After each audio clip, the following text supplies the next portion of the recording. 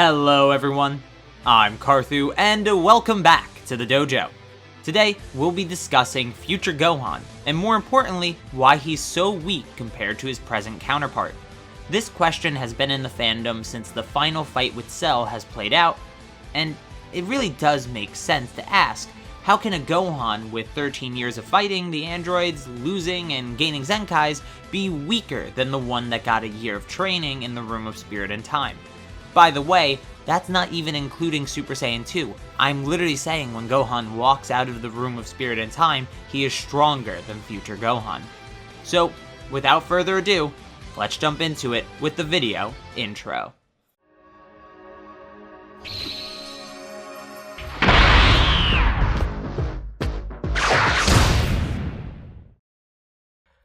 To start, we'll do some very basic scaling, just to establish a baseline for how much stronger Present Gohan is than Future Gohan. For the sake of the video, let's assume the androids are the same strength in both the present and future timelines. While this does contradict Trunks' statements about them, in the manga, Trunks the Story, we are explicitly told that future androids have been holding back in all their encounters with Gohan. Trunks is weaker than Gohan with his final encounter with the androids, and he survives it, meaning that they were holding back against him as well. This makes even more sense considering that Gohan wasn't killed over the 13 years of battling the androids, so again, for the sake of the video focusing on Gohan, we'll just use them as equal as a baseline, ignoring the guides that say otherwise, of course. The basic differences here should be pretty notable and obvious after some quick thought. We have Future Gohan, who is weaker than the androids, who are weaker than Imperfect Cell, who is weaker than Semi-Perfect Cell, who is weaker than Trunks and Vegeta, who are weaker than themselves after one more round in the time chamber, who are weaker than Goku, who is weaker than Gohan. No need to go further than that for this video because, as you can see, Gohan's Super Saiyan 2 transformation is far from the only difference in power between the future Gohan and his present self.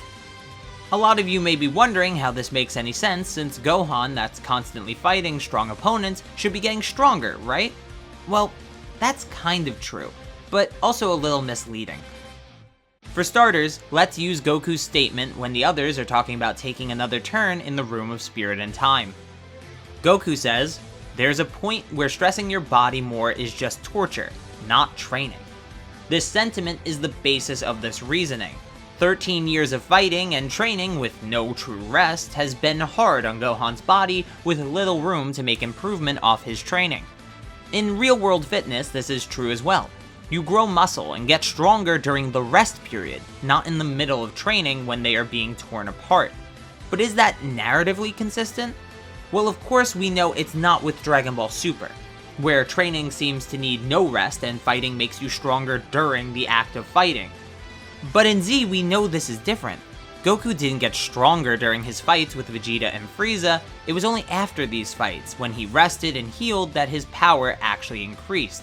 Which leads us directly into the next point, a life of peace.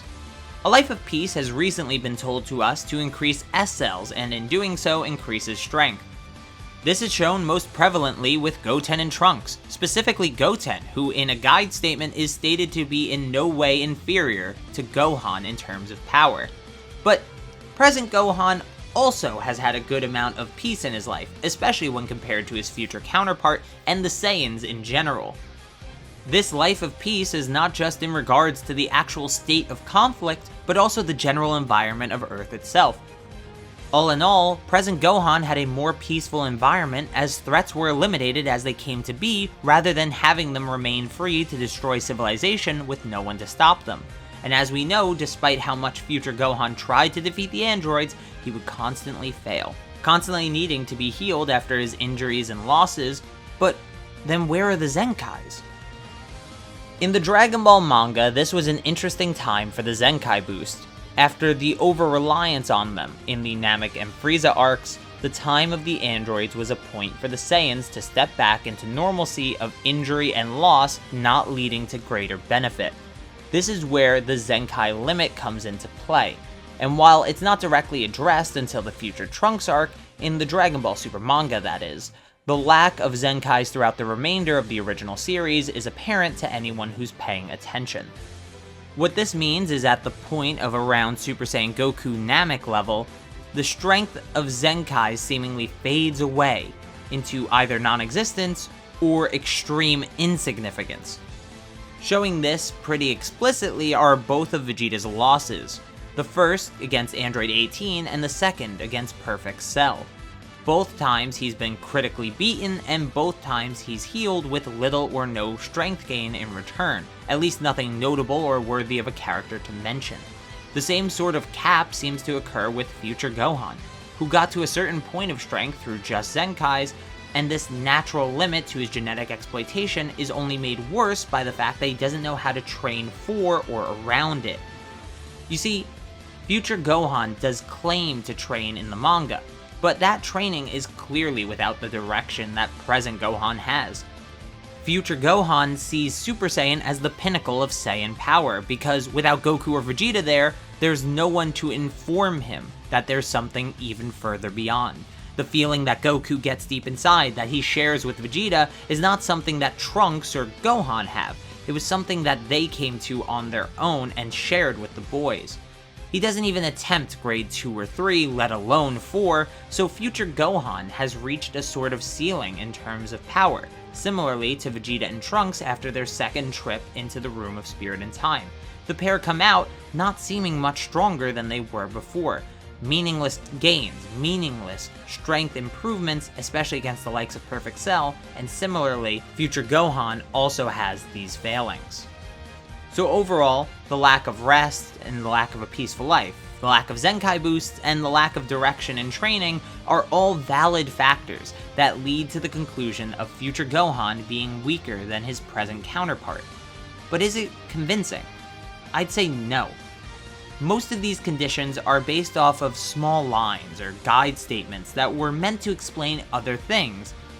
For example, Goku saying that there's a point where training just becomes meaningless torture to your body is more so referring to the state of the Room of Spirit and Time. They're still going to train during the 9 days that they have left, but they're just not going to train all of them. They're going to rest and enjoy the peaceful atmosphere of the world, and partially this is because Goku is confident that Gohan's already strong enough to take care of Cell.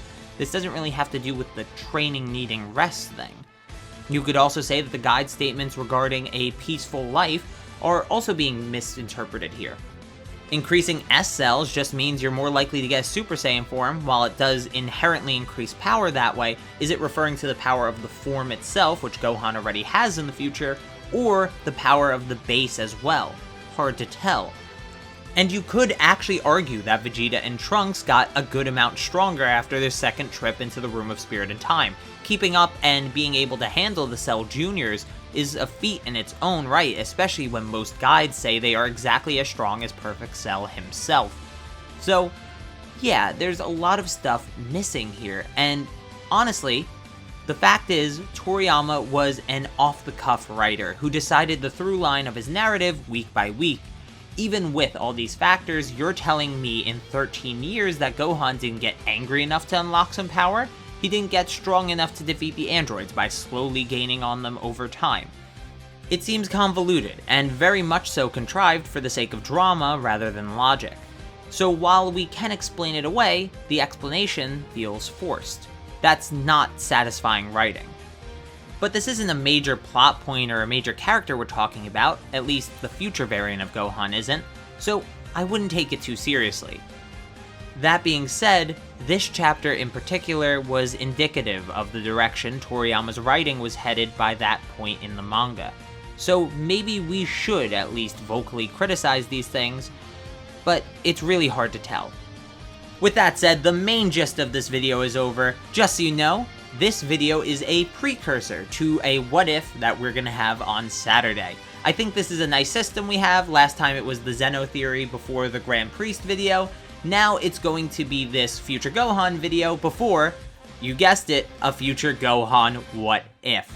Very excited for you guys to see it this Saturday. I'm hoping it comes out very well. It'll probably be edited by me this time since I haven't had time to sit with Chris and talk about it.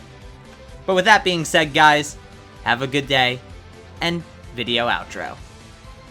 Thanks for watching. Make sure to hit the like button, leave your opinions and counterpoints in the comments down below, and hit subscribe and the notification bell. That way you get to stay up to date on the channel and everything that goes on with it. If you're interested, please check out the merch store to support the channel in another way that gives you something in return. But till next time, peace!